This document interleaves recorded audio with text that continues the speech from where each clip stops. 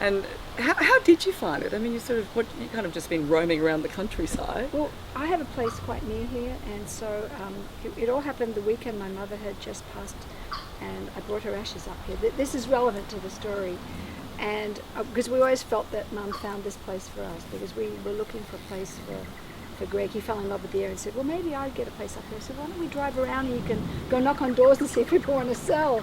And we saw this sign up. I think it was called the Sanctuary. It was a retreat, a health retreat, right. A yoga retreat.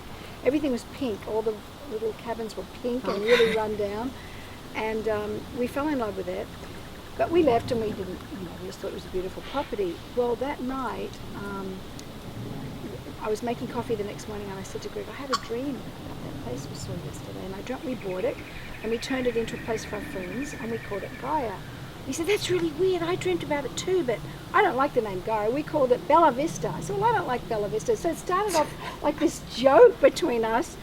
And so then we started really talking about it. Well, it would be interesting, if we have a place where our friends could come, because we love this area so much. And so Greg started looking into it and invited a friend of his up to see it, who's now one of our partners. Right. And then we got the news that it was sold. Someone else had put an offer in. So he called me and said, well, it's not going to happen because, someone's put an offer in. I said, well, if it's meant to be ours, it'll come back to us. Yeah, and sure absolutely. enough, we got a call like 6 to 9 months later saying that the offer had fallen through. We were still interested. Wow. And, by that time we'd been kind of dreaming about what we would do. We didn't know anything about a retreat. But we thought it would be great to create a place where our friends would come and a place we'd like to go. Mm-hmm.